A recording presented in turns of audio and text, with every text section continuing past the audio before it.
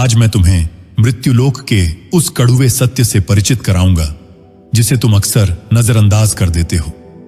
तुम जिसे हादसा कहते हो, जिसे तुम अनहोनी कहते हो, वह वास्तव में विधि का लिखा हुआ एक कठोर विधान है।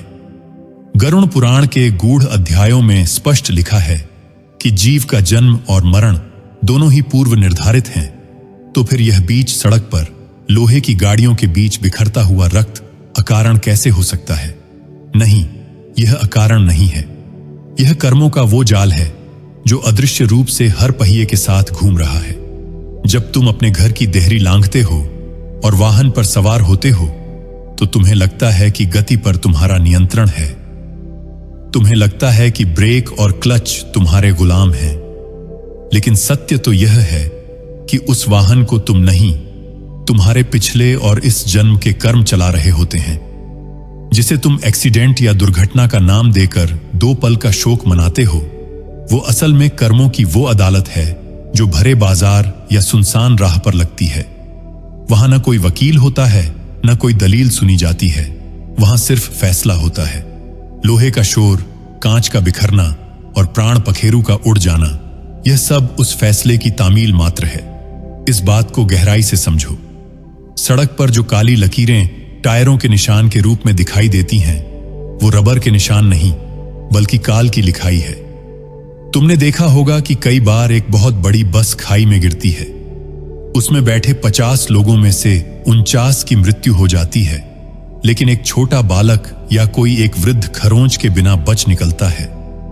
आखिर क्यों? क्या विज्ञान का गुरुत्वाकर्षण नियम उस एक व्यक्ति के लिए बदल गया था? नहीं, कदापि नहीं। यह कर्म का नियम था। उस एक प्राणी की आयु शेष थी। उसके कर्मों का लेखा जोखा अभी मृत्यु के द्वार तक नहीं पहुंचा था, और जो शेष 49 जीव काल के गाल में समा गए, उन सब का बुलावा उसी क्षण, उसी स्थान और उसी निमित्त से लिखा गया था। इसे ही गरुड़ पुराण में काल गति कहा गया है, जिसे टालना किसी भी देवता या दानव के वश में नहीं। लोग अक्सर कहते हैं कि ड्राइवर की गलती थी, या सामने से ट्रक आ गया, या ब्रेक फेल हो गया। मूर्ख हैं वे जो निमित्त को ही कारण मान लेते हैं। ड्राइवर की आंख लगना, मशीन का खराब होना या सड़क पर तेल का होना, ये सब तो यमराज के दूतों द्वारा रचे गए बहाने हैं। जब किसी के प्राण हरने होते हैं तो काल कोई न कोई रूप धरकर सामने आ ही जाता है। यदि तुम्हारे कर्मों में लिखा है कि तुम्हें लोहे से कुचलकर शरीर त्यागना है, तो तुम चाहे पाताल में छिप जाओ, लोहे का वो टुकड़ा तुम्हें ढूंढ ही लेगा। गरुड़ पुराण की शैली में अगर कहूं तो समझो कि हर इंसान के पीछे अदृश्य रूप से चित्रगुप्त के मुनीम चलते हैं। जब तुम क्रोध में वाहन चलाते हो, जब तुम किसी निर्दोष को सड़क पर डराते हो, या जब तुम किसी का हक मारकर बेईमानी के पैसों से अपनी गाड़ी में ईंधन भरवाते हो, तो वो सारी नकारात्मक ऊर्जा तुम्हारे वाहन के धुरों में लिपट जाती है। जिसे तुम रफ्तार का रोमांच समझते हो, वो असल में तुम्हारी मृत्यु का आह्वान होता है। अब मैं तुम्हें एक ऐसी विचित्र और रोंगटे खड़े कर देने वाली कथा सुनाता हूं जो आज तक किसी के कानों ने नहीं सुनी होगी। यह कथा इस बात का प्रमाण है कि सड़कें भी बदला लेती हैं और गाड़ियां भी कर्मों का हिसाब करती हैं। यह कथा है पाताल में ढंसी जीप और कंकाल का प्रतिशोध की। मध्य भारत के बीहड़ इलाकों के पास एक गांव हुआ करता था, जिसका नाम अब सरकारी दस्तावेजों से भी मिट चुका है। वहां एक रसूखदार व्यक्ति रहता था। नाम था बलवंत सिंह। बलवंत को अपनी ताकत और अपनी भारी भरकम जीप पर बहुत घमंड था, लेकिन उसका शौक रफ्तार नहीं बल्कि क्रूरता था। उसे सड़क पर चलते जानवरों को कुचलने में एक पैशाचिक आनंद मिलता था। अगर कोई कुत्ता या सियार उसकी गाड़ी के नीचे आ जाता तो वो गाड़ी रोकता नहीं था, बल्कि जोर से हंसता था और कहता था, मेरे पहियों को आज फिर बलि मिल गई। उसने न जाने कितने सर्प, नेवले और बेजुबान जानवरों को अपनी जीप के टायरों से सड़क पर चटनी बना दिया था। बलवंत के पापों का घड़ा अब लबालब भर चुका था। कर्म का विधान है कि जो जैसा बीज बोता है उसे वैसी ही फसल काटनी पड़ती है। एक अमावस्या की काली रात थी। आसमान में एक भी तारा नहीं चमक रहा था। चारों तरफ सिर्फ स्याह अंधेरा था। बलवंत को किसी काम से शहर जाना था। उसने अपनी जीप निकाली। जीप का इंजन गरज उठा, जैसे कोई भूखा जानवर दहाड़ रहा हो। उसके साथ उसका पुराना सेवक रामू भी था। रामू ने डरते हुए कहा, मालिक, आज रात बहुत भारी लग रही है। हवा में अजीब सी दुर्गंध है, जैसे सड़ा हुआ मांस कहीं पड़ा हो। बलवंत ने उसे डांट दिया और गाड़ी आगे बढ़ा दी। गांव से निकलकर जीप जैसे ही सुनसान कच्चे रास्ते पर पहुंची, एक अजीब घटना घटी। जीप की हेडलाइट की रोशनी में सामने कुछ चमकता हुआ दिखाई दिया। बलवंत ने हॉर्न बजाया, लेकिन वो चीज वहां से हिली नहीं। करीब जाने पर देखा कि वह कोई जानवर नहीं, बल्कि हड्डियों का एक ढांचा था। एक पूरा मानव कंकाल जो सड़क के बीचों बीच खड़ा था। उस कंकाल ने पुराने जमाने के एक किसान की तरह सिर पर फेंटा बांध रखा था, जो मिट्टी से सना था। बलवंत के माथे पर पसीना आ गया, लेकिन अहंकार में उसने चिल्लाकर कहा, हट जा सामने से, नहीं तो तुझे फिर से मार डालूंगा। यह कहते हुए उसने एक्सीलरेटर पर पैर दबा दिया। जीप पूरी ताकत से उस कंकाल की ओर दौड़ी, लेकिन जैसे ही जीप उस कंकाल से टकराने वाली थी, एक जोरदार धमाका हुआ। पर यह धमाका टक्कर का नहीं था। अचानक जीप के चारों पहिए जाम हो गए। इंजन बंद नहीं हुआ, बल्कि उसकी आवाज बदल गई, जैसे कोई इंसान दर्द में चीख रहा हो। और फिर वो हुआ जो न कभी देखा गया न सुना गया। जीप के नीचे की सख्त सड़क, जो सालों से पत्थरों से बनी थी, अचानक दलदल बन गई। लेकिन वो मिट्टी का दलदल नहीं था। रामू ने टॉर्च जलाकर नीचे देखा और उसकी चीख निकल गई। जीप खून और मांस के एक गहरे कीचड़ में धंस रही थी। वो सड़क अब सड़क नहीं रही थी, वो उन हजारों जानवरों के मांस का लोथड़ा बन गई थी, जिन्हें बलवंत ने सालों तक कुचला था। जीप धीरे धीरे नीचे धंसने लगी। बलवंत ने दरवाजा खोलने की कोशिश की, लेकिन दरवाजे ऐसे जाम हो गए थे जैसे किसी ने उन्हें लोहे से वेल्ड कर दिया हो। तभी उस खून के दलदल से हजारों टूटी हुई हड्डियां बाहर निकलकर आने लगी। जानवरों के टूटे हुए पंजे, पसलियां और जबड़े सब के सब जीप के लोहे को चीरते हुए अंदर घुसने लगे। वे हड्डियां नुकीले भालों की तरह फर्श को तोड़कर ऊपर आ रही थीं। बलवंत चीखता रहा, माफी मांगता रहा, लेकिन कर्म की अदालत में दया की कोई जगह नहीं होती।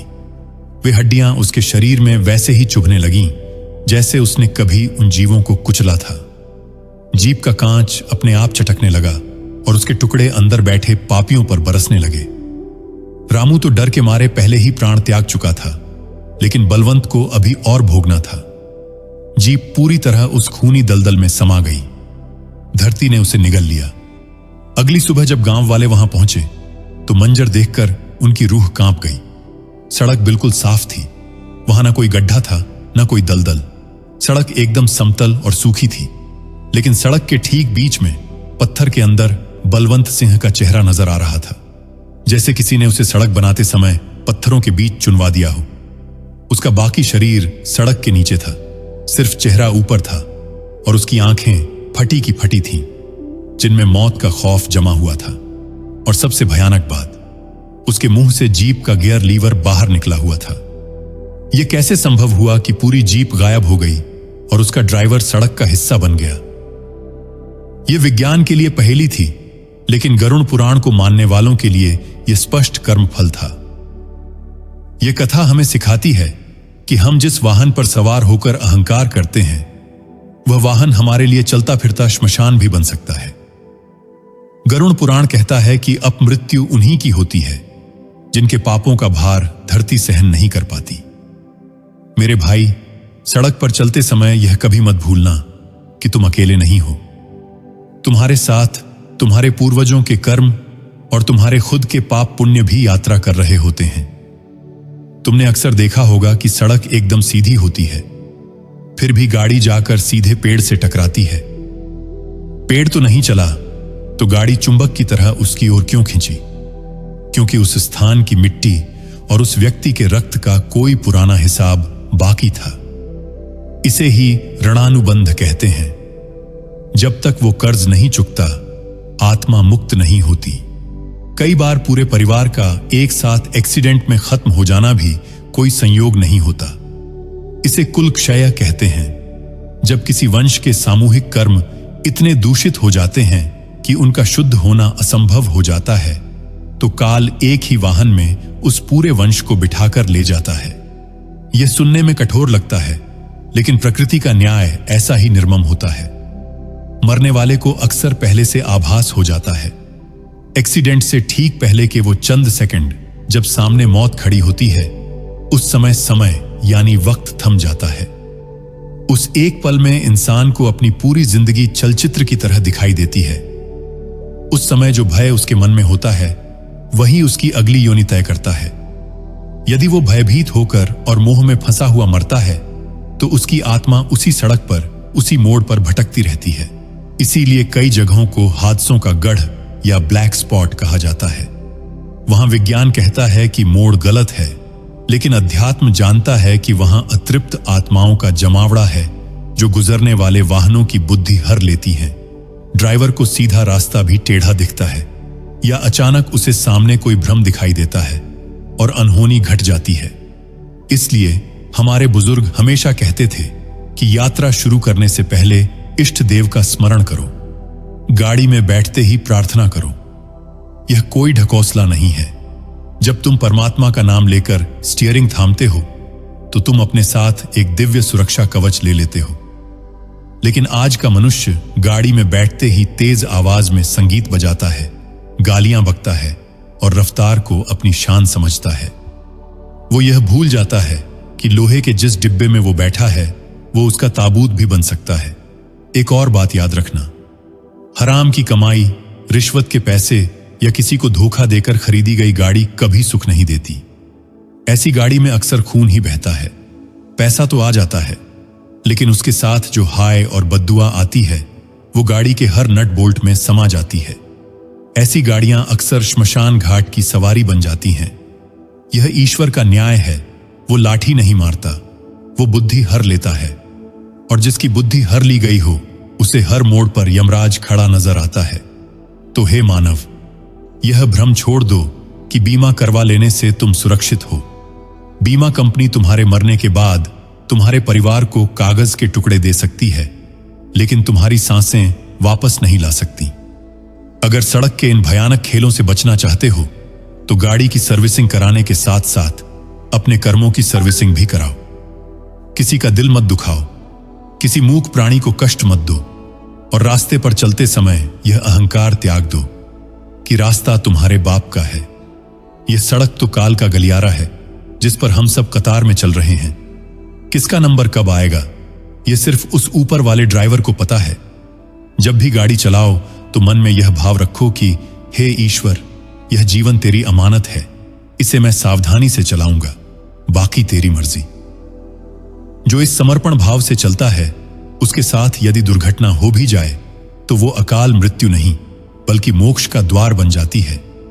लेकिन जो शराब के नशे में और पाप के बोझ के साथ एक्सीलरेटर दबाता है, उसका हश्र बलवंत सिंह जैसा होता है, न इधर का न उधर का, बस एक डरावनी कहानी बनकर रह जाता है। जाओ और इस ज्ञान को अपने भीतर उतार लो। याद रखना, सावधानी हटी तो सिर्फ दुर्घटना नहीं घटती, बल्कि कर्मों का पुराना बही खाता खुल जाता है। और जब वो खुलता है, तो बहुत पीड़ा होती है, बहुत पीड़ा होती है। मेरी बातों पर यकीन न हो तो किसी एक्सीडेंट वाली गाड़ी के मलबे को गौर से देखना। वहां तुम्हें सिर्फ टूटा हुआ लोहा नहीं, बल्कि समय का जमा हुआ थक्का और अदृश्य आंसुओं के निशान भी मिलेंगे। कथा अब विश्राम लेती है, पर कर्मों का पहिया निरंतर घूमता रहता है। संभल कर चलना मुसाफिर, संभल कर चलना।